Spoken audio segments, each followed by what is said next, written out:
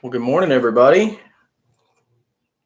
Hope y'all are doing well. I got my Gilmore Girls cup that I stole from the wifey, and yeah, just kind of tuning up and starting the day. This is kind of how my schedule's kind of interesting sometimes. So I finally got some good sleep last night. So thought I'm feeling kind of good. So. Which is great because I didn't get anything done yesterday. So I thought I'd play us a couple songs. So if you got a song request, if you want to throw it down in there, I know,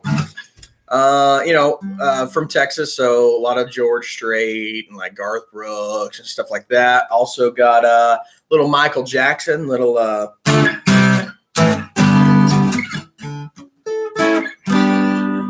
Way You Make Me Feel, maybe. I got some Don't Stop Believing by Journey. We can do some Fleetwood Mac. We can do just throw me out like an artist. Ooh, better than that. Throw me out. Tell me in the chat. Do you want a happy song or a sad song? That's like a good start. I do want to mention that this broadcast is sponsored by Oak Eden. Just kidding. I just like their whiskey. So yeah. We'll just play a cool little chord progression, and we're going to talk about some. So, for those of you that don't know, I am a tax strategist. So that basically means I work with business owners and big companies to bring down the tax bill. So there's so many things. The tax code is about 7 times as big as the Bible. So there's so many different things in there to do, and so yeah, it can be kind of interesting. But I'm a little sick. I went to the doctor yesterday, but don't worry, I don't have the coronavirus.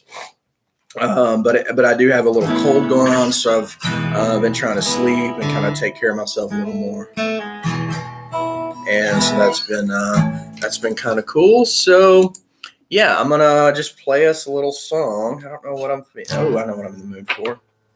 It's going to be a little Fleetwood Mac.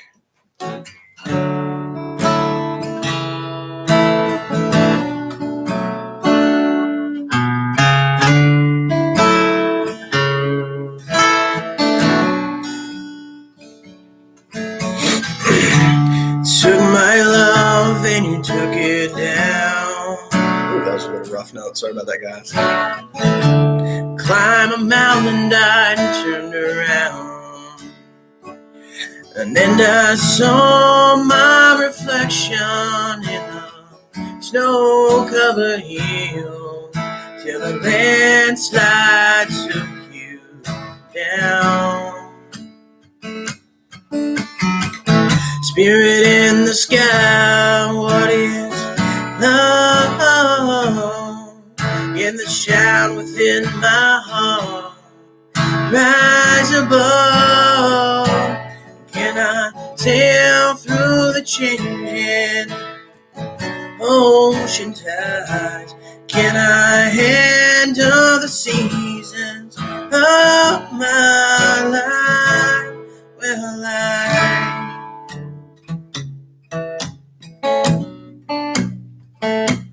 Well, I've been afraid of changing,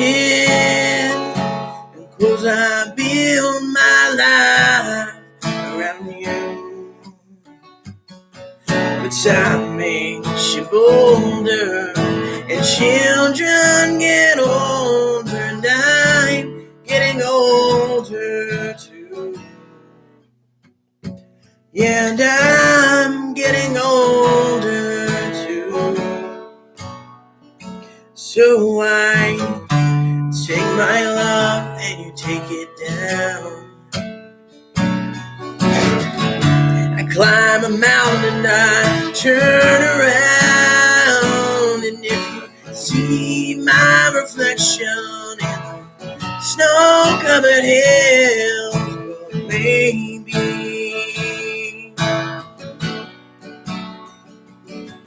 well, maybe yeah.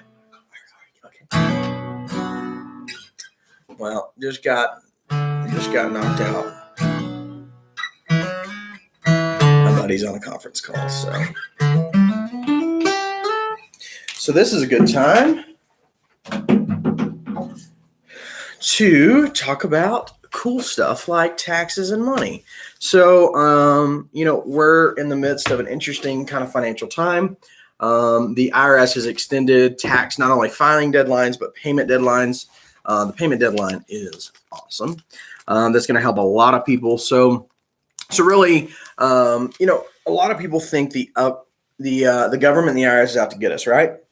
Especially business owners that are having to pay all this money in taxes. And here's the reality: is that Uncle Sam is one of the we have one of the most generous governments and taxing authorities in the world. Like, so it's not the government's fault that you overpay money. It's actually, and then some people blame the government, and then there's another group that hangs out in a camp where they just blame their accountant. They're like, oh, my accountant doesn't do anything. I only hear from him once a year. He just takes the numbers I give him and put them in boxes. And a lot of times that's the case.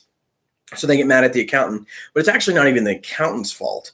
And so what I've, in my years of doing this, my dad had a tax firm. And so I kind of got brainwashed when I was a kid about this stuff.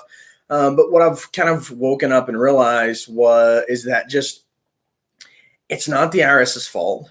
And it's not your accountant's fault.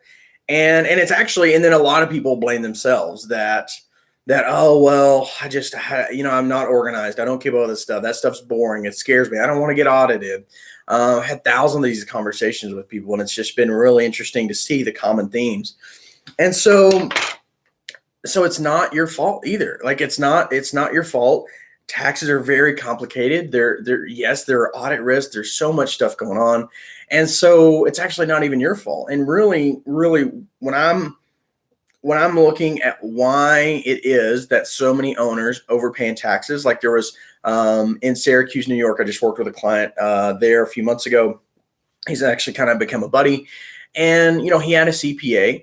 And his CPA was one of his good friends, and they played basketball together, I think once a week or something, like every Wednesday.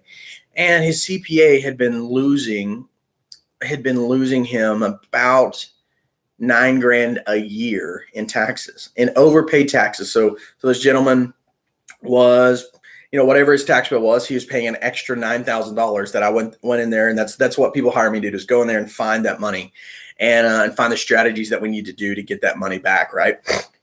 So I went in there and did that, and he was pretty upset at his buddy, because he's like, dude, you're my friend. Like, why? And he's telling me, he's like, why would he not like work a little harder on this? Why would he not do that? And then he kind of beat himself up and all this. And really, I just told him, I was like, man, it's not your fault.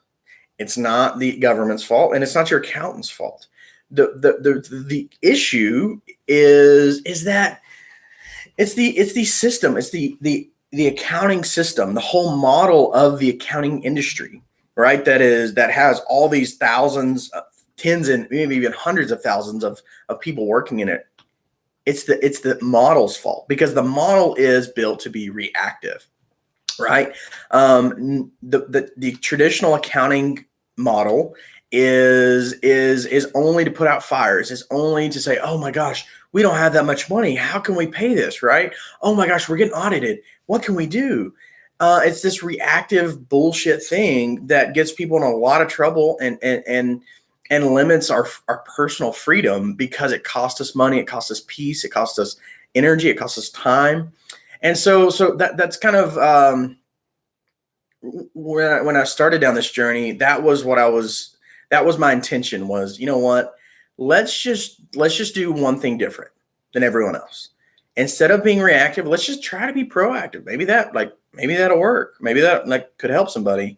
And, it's been a long journey, and there's been lots of good things. There's been some bad things along the way, just like growing any other business and doing something non-traditional, but it's worked. Last year we did about 1.3 million in tax savings for clients. So as a business and as a person, right, I judge our success, my team's success, on how much did we save for the client. Yes, we're going to look at internal revenue, revenue numbers for us, right? We're going to look at that, how much money, profit margin, all that, just like any business should. But at the end of the day, one of the biggest indicators of our success is how much did we save that client. And so through the whole process, that's one of the key things that we do. So, it's just, especially now that there's time at hand, right? We have a lot more runway as far as filing deadlines, some of those things. This is the time to start looking at that. Like, how do we take that tax bill that you had to write a $43,000 check on last year? How do we take that tax bill that's 43 grand, and how do we bring that down to 21, right? How do we cut that by about 40 to 60%? And so those are the things that kind of get me excited and get me going. So if you're a business owner and need some help with that, hit me up. Here's probably a good place. You can just shoot me a message here and we'll touch base there and get something set up for you. And so, and the SBA loans are really interesting. There's a lot of information coming out on those. And so we'll see how that, we'll see basically how that progresses. There's money up for grabs. It is very difficult to get. You have a limited shot at it. So if you don't get it on the first shot, it gets a little harder on the second shot and extremely hard on the third shot. And by the third shot, you're like kind of done. And so it's interesting. But there's so many resources right now. If you're a business owner and struggling, there's so many things out there that are going to not just help you weather this storm, but really go beyond just surviving it, right?